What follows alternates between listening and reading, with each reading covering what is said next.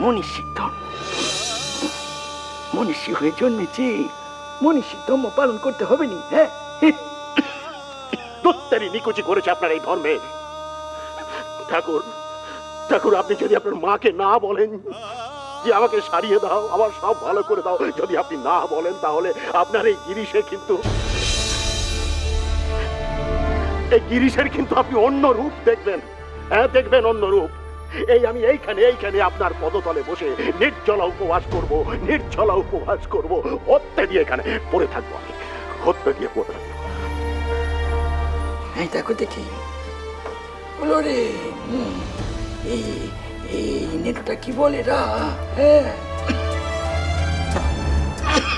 এমনি ওই রোগী চলে এসে ভালো করে শ্বাস নিতে পারছি নি, তারপরে এই গোদের উপরে বিস্ফোরণ, নেটটা কি বলে, দেখ কি বলে।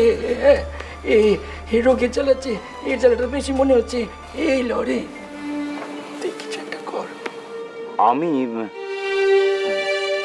আমি কি করব ঠাকুর? ওরে সামলা।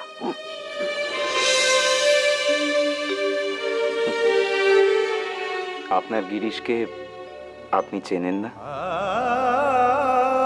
ওনার জেদ বেগবতী গঙ্গার মতো, যার বেগ স্বয়ং মহাদেবের জটা ছাড়া আর কারোর পক্ষেই সামলানো সম্ভব নয়। আপনিই তো ভৈরবের গুরু, মহাকাল ভৈরব। আপনার ভৈরবকে আপনি সামলান। এ কি করে সামলায় না? উনি যা চাইছেন সেটাই একবার মুখ ফুটে বলে দিন না, তাহলেই তো সব মিটে যায়। হ্যাঁ, হ্যাঁ, মিটে যাবে। বলুন মাকে, বলুন। মায়ের বলতেই হবে? হ্যাঁ, বলতেই হবে। বলুন না, বলুন না, কি হলো, চুপ করে আছেন কেন? বলুন না মাকে, বলুন। যে মনটা বহু বছর সাধনা করে মায়ের পাদ পদ্মে সঁপে দিয়েছি, সেই মনটারে এই তুচ্ছ দেহে টেনে আনবো। দেহ জানে, লোক জানে,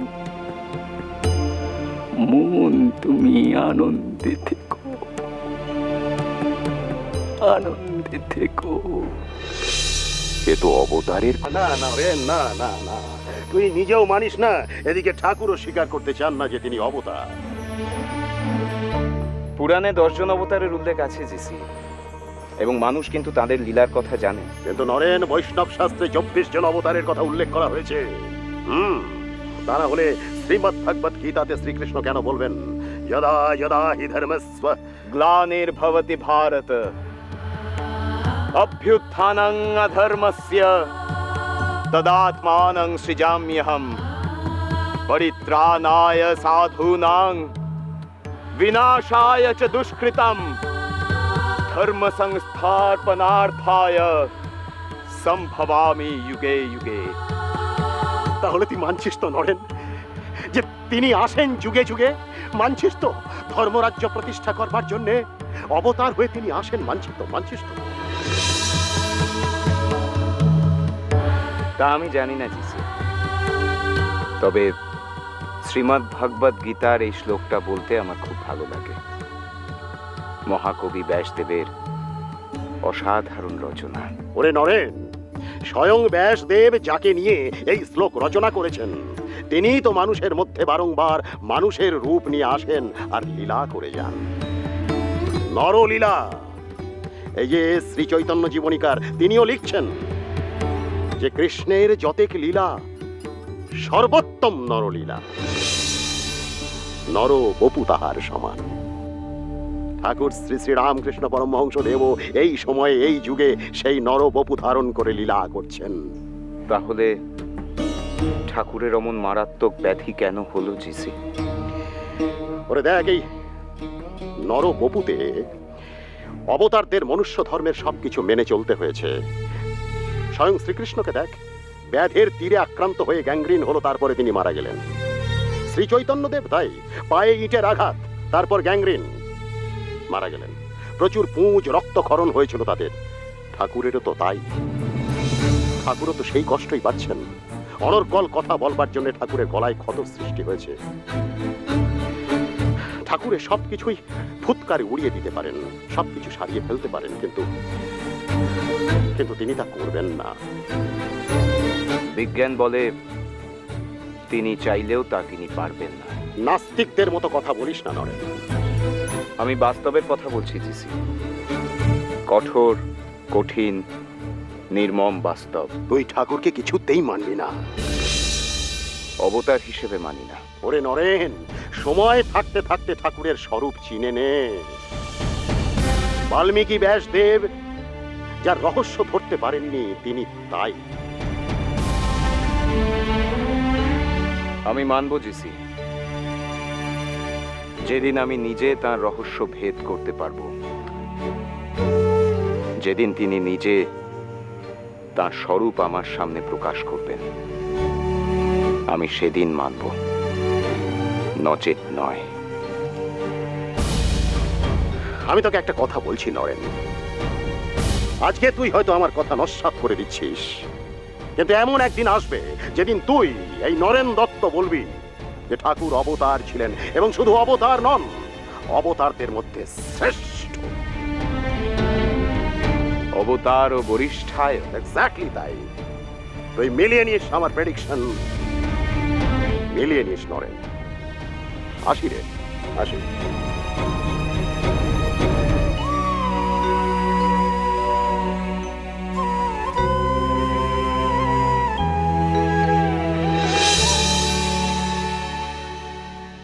ওঠো মা, ওঠো, ওঠো। যোগিন, যোগিন গো, কতদিন বাদে তোমার এই বুকে জড়িয়ে ধরে মনটা শান্ত হলো গো মা। মায়ের বুকের পরশ পেয়ে মেয়ের প্রাণ ধন্য হলো মা, ধন্য হলো। না মা, না, ও কথা বলনি মা, বরং তোমাদের পেয়ে তোমাদের মেয়ে ধন্য হয়েছে। গোলাপটার কাজ দিয়ে শুনেছি তোমার শরীরটা ভালো ছিল নি, এখন কেমন আছো? আমার কৃপা সিন্ধু গোপীর আশীর্বাদে আমি ভালো আছি গো মা। বলছি, গোলাপ কোথায় গো? সে কি আমারে কোনো কাজ করতে দেয় গো মা? পাটা আমার ভালো হয়ে গিয়েছে, তবুও হাতে সব কাজ কেড়ে নিয়ে হয়তো এই পুকুর ঘাটের দিকে গিয়েছে। খুড়ি, ও মা, এ তোমার লক্ষ্মীমণি তাই না? আর তুমি নিশ্চয়ই আমার আমার খুড়ির যোগিন মেয়ে, মানে আমার যোগিন দিদি। দেখেছো মা, দেখেছো মনে প্রাণের কেমন মিল। আগে থেকে কেউ কাউকে দেখিনি, তাও চিনতে পেরে গেছি। চিনবি নি? মায়ের এক মেয়ে আর এক মেয়েরে চিনবি নি?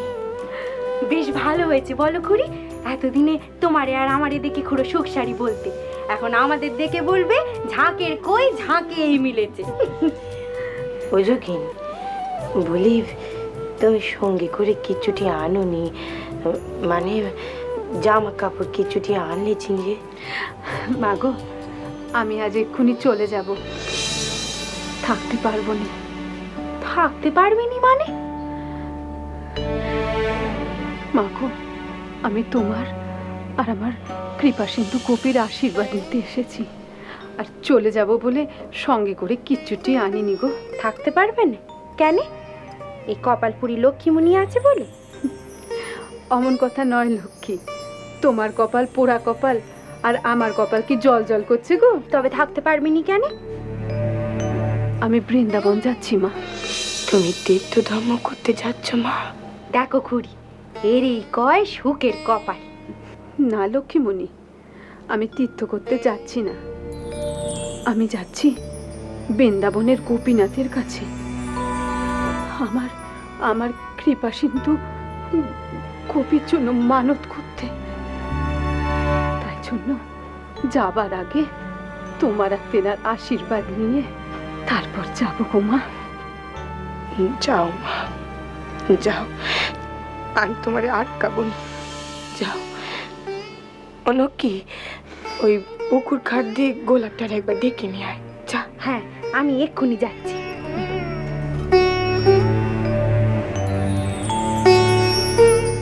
মা, মামা বাবু এটা তোমাকে দিতে বলেছে, নাও ধরো না।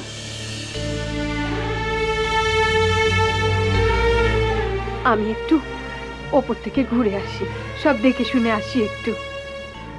এসো।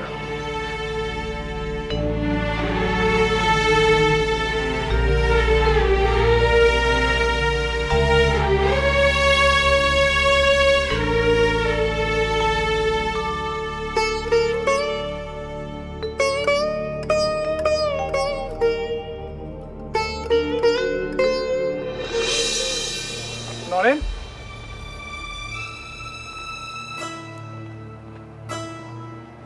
কি ব্যাপার শরৎ, আজ কলকাতা থেকে ঠাকুরের জন্য ওষুধ আনতে এত দেরি হলো যে? খুব খারাপ একটা অভিজ্ঞতা হলো, তাই মন খুব একটা ভালো নেই। কেন? আমারই একজন পরিচিত, খুব ভালো মানুষ বুঝলে, হঠাৎই তার সঙ্গে পথে দেখা হয়ে গেল। খুব একটা ভালো নেই সে। কথায় কথায় জানতে পারলাম তার 3টে সন্তান, আর সে নিজেও রোগে ভুগছে। তাই এখন পথে পথে ভিক্ষে করছে হাত পেতে, কিন্তু কিন্তু কেউ একটা পয়সা পর্যন্ত দেয়নি। রোগে ভুগে ভুগে এমন চেহারা হয়েছে যে মনেই হবে না সে একজন ভদ্রঘরে লেখাপড়া জানা ছেলে। সবাই ভাবছে ও হয়তো পয়সার লোভে ভিখারির ভেগ ধরেছে, কিন্তু আমি জানি সে খুব সৎ, সে বাধ্য হয়ে ভিক্ষে করছে। নরেন, আমি ওর জন্য কিছু একটা করতে চাই। আমার সহপাঠী ত্রৈলোক্য বন্দ্যোপাধ্যায় ডাক্তার হয়েছে, আমি তাকে মিনতি করব সে যেন বিনা পয়সায় তোমার পরিচিতকে দেখে দেয়। তাহলে খুব ভালো হয়। এই মুহূর্তে ওর কিছু টাকার দরকার, যাতে ছেলে মেয়েগুলো ভালোভাবে খেতে পারে, আর ওর নিজেরও পথ্য দরকার, ভালোভাবে চলাফেরা করতে পারে না এখন। যদি কিছু টাকা পেতাম তাহলে ওকে দিয়ে আসতাম। তুমি তুমি ওনার বাড়ি চেনো? হ্যাঁ, চিনি। তাহলে এক কাজ করো, ওষুধগুলো আমাদের ঘরে রেখে বাদবাকি সবাইকে ডেকে নিয়ে এখানে এসো। আমরা সবাই এক্ষুনি বেরোবো। সবাইকে নিয়ে কোথায় যাবে? তোমাকে যেটা বললাম সেটা করো শরৎ, সবাইকে নিয়ে এখানে এসো আর এখানে অপেক্ষা করো, আমি আসছি।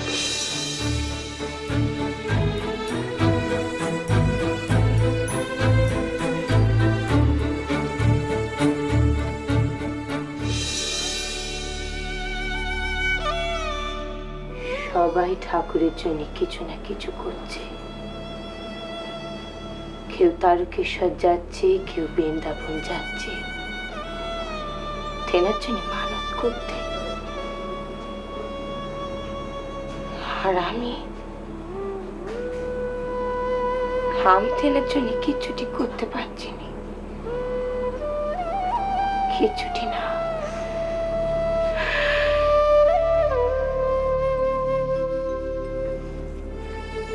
মা, ভিক্ষে দিন মা। এ তুই কি বলছিস রে নরেন? ভদ্রলোকের বেটা তুই, ভিক্ষে চাইবি কেন? কি লাগবে আমারে তুই বল, আমার কাছে আবদার কর, আমি তো তোদের মা। বল, যা আবদার করবি আমি সাধ্য মতো দেব। আবদার বড় লোকের ছেলেদের শখ মা, আর আমি যে ভিখারি শিবের দৌড় ধরা, সেই ভিখারি শিব যিনি মা অন্নপূর্ণার দরজায় গিয়ে ভিক্ষে চেয়েছিলেন। তুই কি বলছিস আমি তোর কথা কিছুটি বুঝতে পারছি না। ব্যাপারটা কি হয়েছে আমারে খোলসা করে বলতো। মস্করা করছিস নি তো? ছি ছি, আপনার সঙ্গে মশকরা করব মা? আমি সত্যি বলছি, সত্যি আমি আপনার কাছে ভিক্ষে চাইছি মা। আপনার যা ইচ্ছে আপনি তাই দিন, কিন্তু দিন, ফিরিয়ে দেবেন না।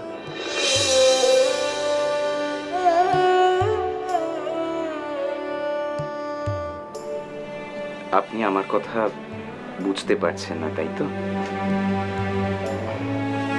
বেশ, আমি তবে খুলেই বলছি। শরতের এক পরিচিত খুব কঠিন অসুখে ভুগছেন। ঘরে খাওয়ার পয়সা নেই, তাই চিকিৎসার জন্য পথে পথে ভিক্ষে করছেন।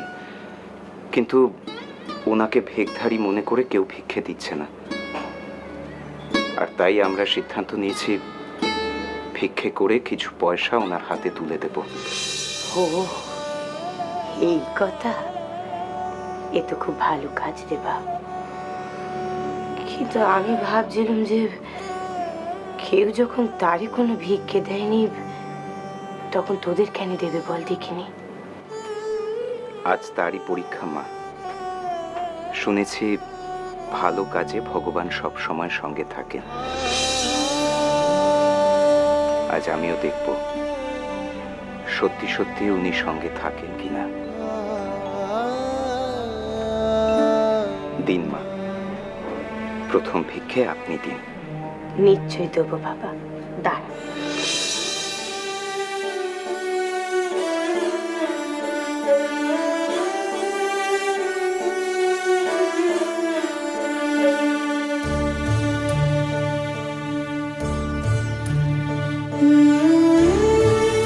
ধর দেখি। 16 আনা।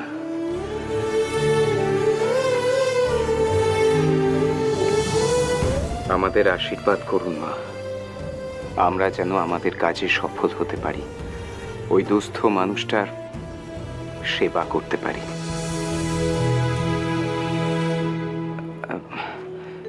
মা, এই ঘরে আপনি একা যে, আপনার সঙ্গী সাথীরা কোথায়? হ্যাঁ রে নরেন, তোর লক্ষ্মী দিদিটা কি এক জায়গায় বসে থাকার মানুষরা? সে গোলাপের সঙ্গে করে নিয়ে বাইরে গিয়ে কাজ করছে। ও নরেন, যোগিন হয়েছে জানিস? তবে তো আর আপনার একটুও ফুরসত নেই। আপনার সঙ্গে একদণ্ড বসেও কথা বলা যাবে না, ঘর ভরা অতিথি। না রে বাপ, যোগী নিয়েছে, তবে ও থাকবে নি। ও দেখা করতে এসেছে, বৃন্দাবনে যাবে, ঠাকুরের সঙ্গে দেখা করে চলে যাবে। যোগিন দিদি বৃন্দাবন যাচ্ছেন পুণ্য করতে? বেশ, তবে আমরাও বেরোই, দেখি আমরাও পুণ্য অর্জন করতে পারি কিনা। আসছি মা। আয় বাপ।